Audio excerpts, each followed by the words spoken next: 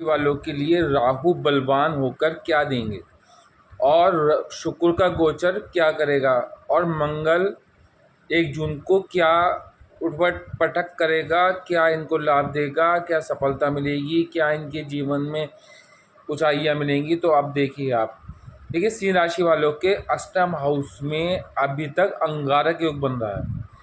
अष्टम हाउस के बगैर कोई भी राजयोग फलित नहीं होता। अष्टम हाउस उसमें जो ये, क्योंकि अष्टम हाउस जो है वो छुपा हुआ है। अष्टम हाउस जो है वो डीप गहराई वाली नॉलेज का भी है। अष्टम हाउस जो है वो शब पाताल का भी है। अष्टम हाउस जो है शमशान का भी है। अष्टम हाउस गड़े हुए धन का भी है। अष्टम हाउस अकल विद्याओं का भी है। अष्टम हाउस ज्योतिषी का भी है। तो अष्टम हाउस में अभी तक जो है राहु और मंगल एक साथ विराजमान थे, 1 जून तक विराजमान हैं। तो अभी तक ये समझ लिए कि उनके दोषों को तो खैर समाप्त ही कर रहे हैं, क्योंकि अष्टम हाउस में मेलेफिक प्लैनेट के जाना अच्छा ही रहता है, क्योंकि वन घर है, जला हुआ घर है, और पताल का घर है, शमशान घर है। तो ये इनके दोषों को समाप्त करेगा ही। मतलब जैसे कहना चाहिए कि बीमारियों को समाप्त करेगा। अष्टम हाउस में राहु का रहना अच्छा है। अष्टम हाउस का राहु जो है वो आयु लंबी कर देता है। किसी की मेन कुंडली में अष्टम हाउस में राहु होता है तो ऐसा जातक जो है वो दादा जोर बनता है और पोते का सुख भोगता है, इतनी उसकी आयु हो जाती है, मगर सडनली डेथ होती है। वहीं यहाँ पर राहु बैठ के इनको इंस्टीट्यूशन पावर स्ट्रॉन्ग कर रहा है।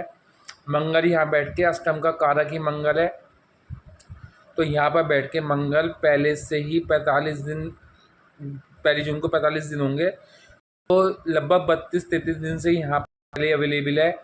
तो यहाँ से बैठ के मंगल क्या कर रहा था, राहु के साथ बैठ के अंगारक योग जो था, मगर ये चौथी दृष्टि जो था मंगल यहाँ से बैठ के अष्टम, तो 11th हाउस चला था, तो ये अष्टम को जोर समाप्त कर रहा था। दृष्टि के से ये आपके बड़े भाई बहन संपर्क खराब कर रहा था, आपकी अवार्ड रिवार्ड रोके हुए, आप सफलता प्राप्त नहीं पा रही, आपके काम में विघ्न आ रही थी, ये चल रहा था।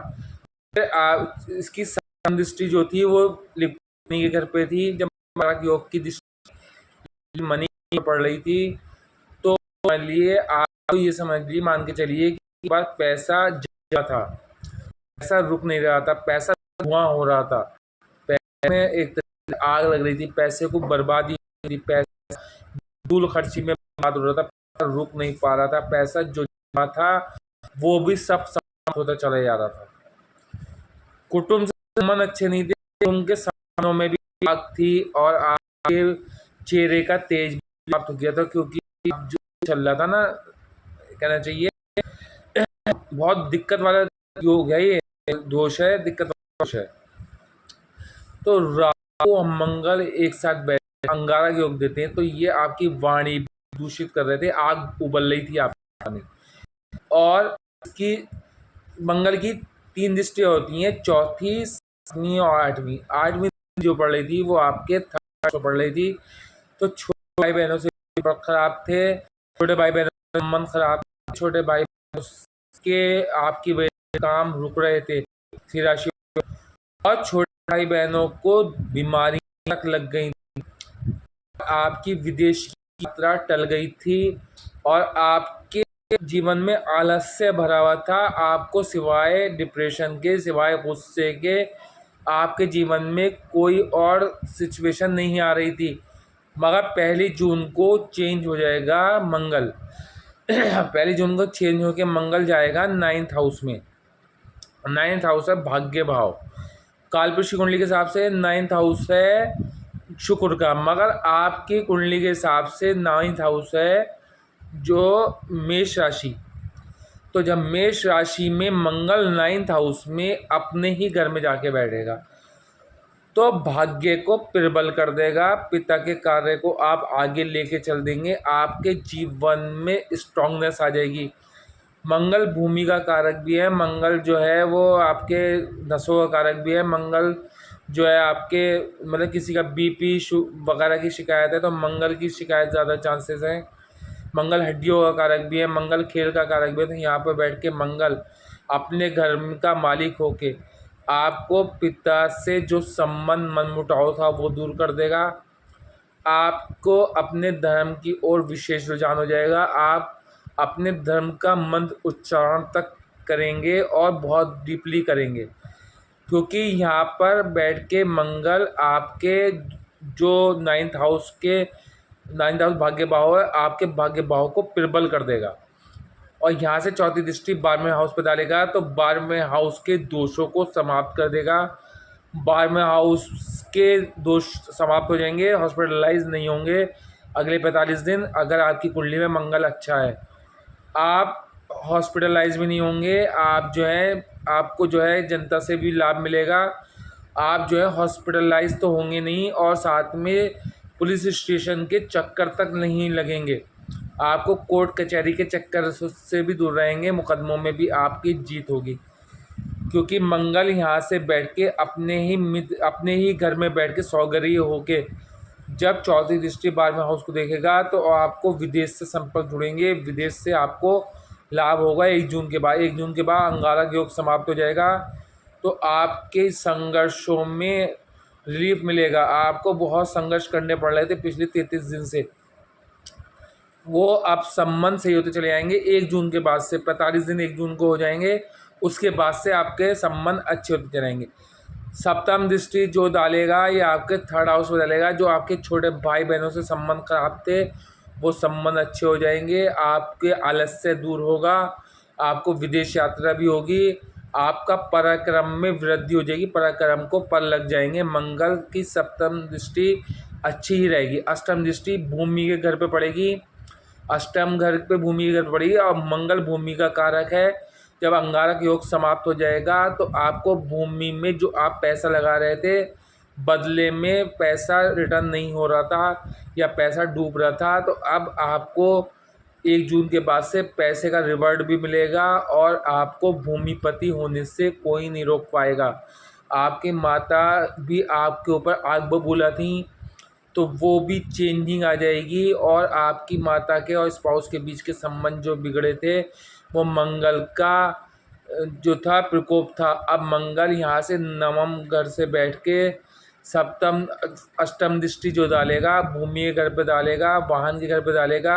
उच्च कोटि का वाहन आपको प्राप्त होगा। वाहन के लिए पैसा जो जमा कर रहे थे वो पैसा अब वाहन के ही काम में आएगा, वरना आपके बीमारी में लग जाता अगर अष्टम में ही बैठा रहता, अंगारक योग बनाए रहता। तो अष्टम घर गुप्त चीज़ों का भी था, तो गुप्त बीमारी होने के चांसेस ज़्यादा हैं।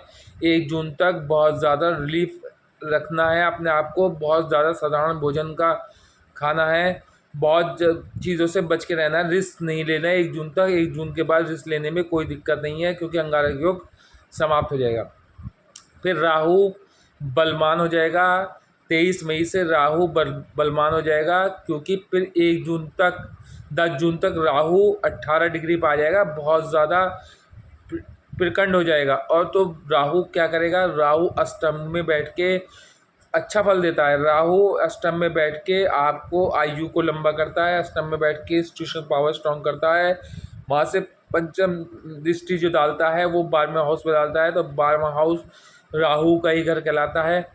तो आपको विदेश से संपर्क भी जोड़ेगा। राहु जब प्रबल हो जाएगा तो आपसे विदेश से संपर्क जोड़ेगा, विदेश से आपको लाभ होगा, विदेश में आपकी कीर्ति होगी, आपको हॉस्पिटलाइज होने से बचाएगा, आपकी बीमारियों को रोकेगा, और आपके विदेश संपर्क 100% होने हैं, विदेश यात्रा 100% होनी है राहु के प्रबल होते ही। आपको गड़ा हुआ धन भी कहीं से प्राप्त हो जाएगा। सप्तम दृष्टि आपके लिक्विड मनी के घर पर डालेगा राहु जब प्रबल होके, तो आपको लिक्विड मनी भी प्राप्त होगी। आपके पास जो पैसा स्टोर नहीं होता वो पैसा स्टोर हो जाएगा। ये सीन राशि वाले भी देखें, सी लगन वाले भी देखें, और नाम से सी वाले भी देखें, एम नाम वाले भी देखें।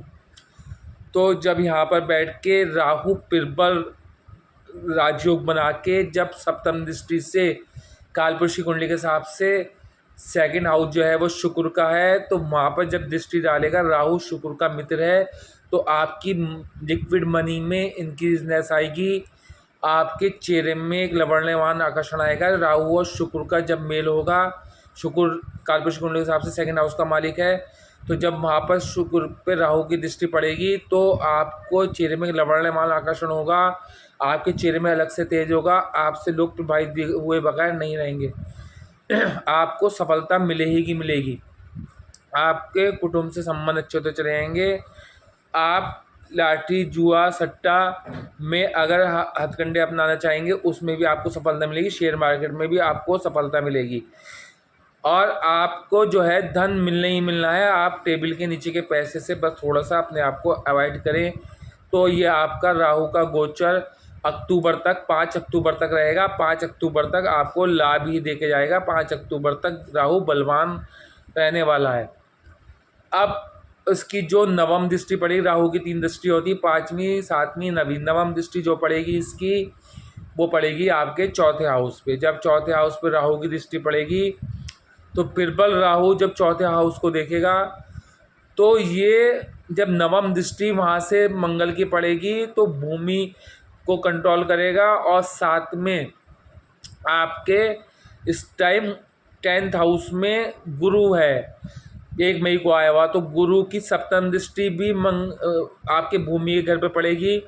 और इधर से मंगल की दृष्टि भी आपके भूमि के घर पर पड़ेगी और राहु की दृष्टि भी आपके भूमि के घर पर पड़ेगी। तो गुरु राहु और मंगल को कंट्रोल करके आपको धनच्चे बना देगा, आपको भूमिपति बना देगा। आपको समझ लिए बहुत बड़ा लग्जरी वाला मकान दे देगा आपको। अगर आपके पास मकान नहीं था तो अब आप किराए के मकान में रहने का सब भूल जाइए। अब आप अपने मकान में रहेंगे। अक्टूबर तक आपको अपना मकान प्राप्त हो जाएगा। आपके जीवन में संघर्षों से नाता समाप्त हो जाएगा। गुरु की सप्तम दृष्टि चौथे हाउस में पड़ेगी तो आपको उच्च कोटि का वाहन मिलेगा। माँ की जो सेहत जो डामाडोल थी वो सेहत अच्छी हो जाएगी, बढ़िया ही बढ़िया होनी। और शुक्र 10th हाउस में आ चुका है आज।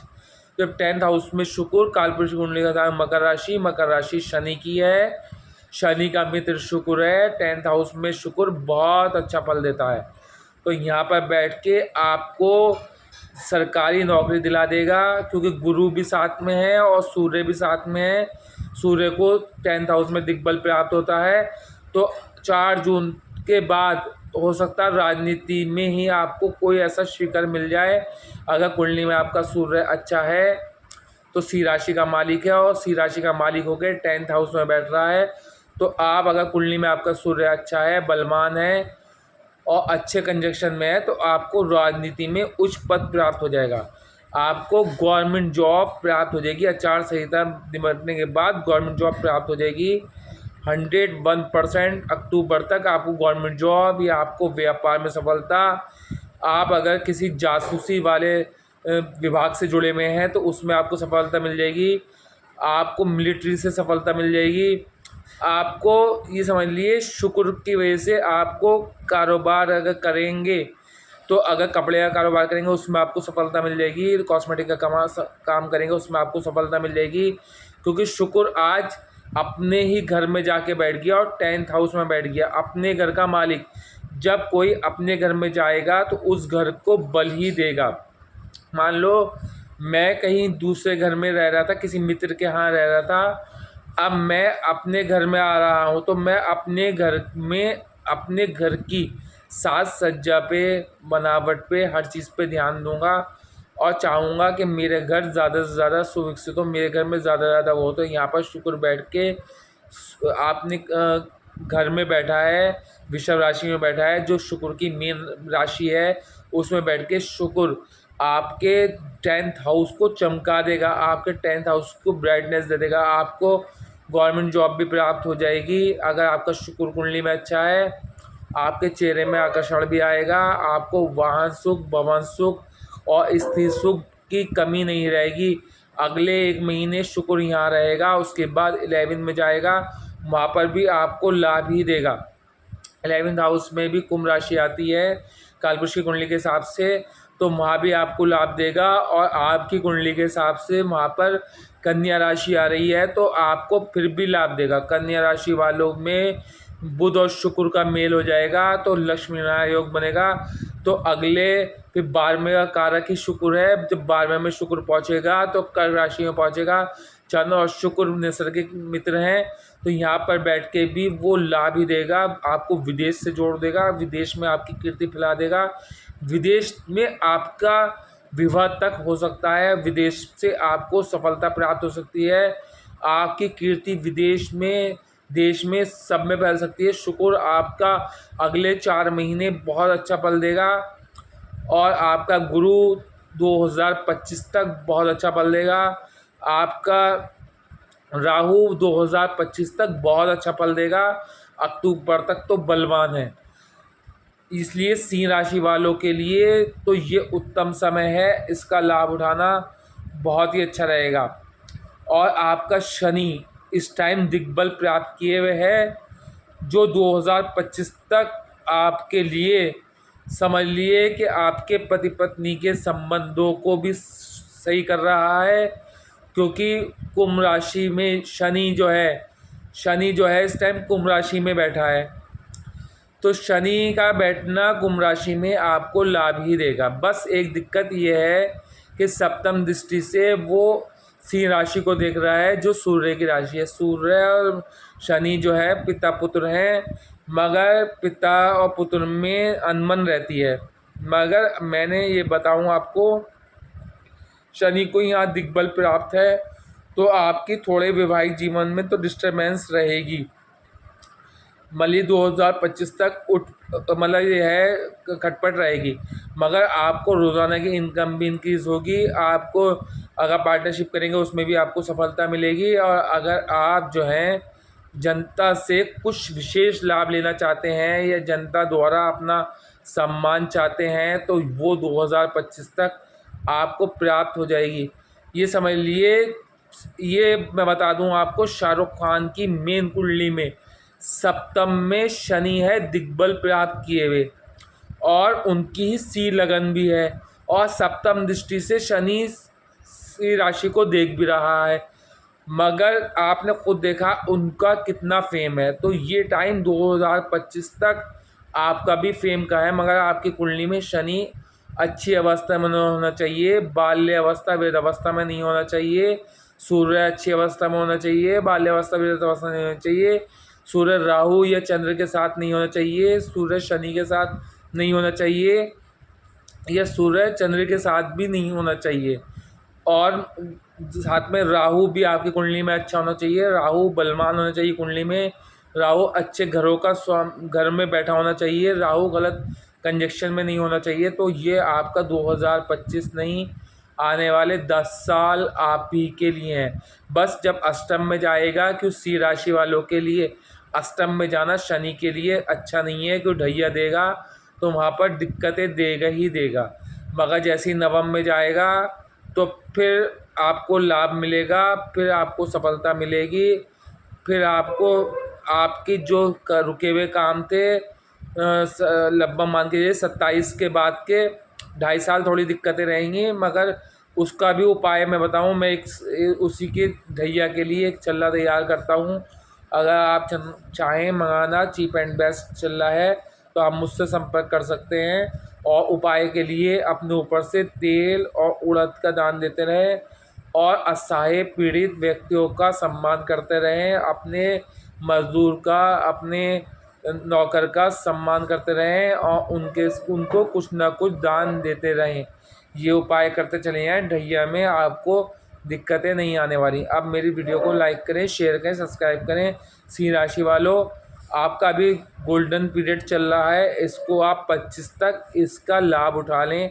अन्यथा इसका लाभ जो है उठा के अगर आपने इसका लाभ उठा लिया तो आपने पैसा स्टोर कर लिया, तो 27 के बाद 25 के बाद आपको दिक्कतें थोड़ी बहुत आएंगी, तो वो पैसा आपका जो है सपोर्टर बनेगा। पैसे ही की दिक्कत आने वाली है ढैया में ज़्यादातर, या हेल्थ डिस्टर्ब होने वाली है, या आपकी रातों की नींद डिस्टर्ब होने वाली है।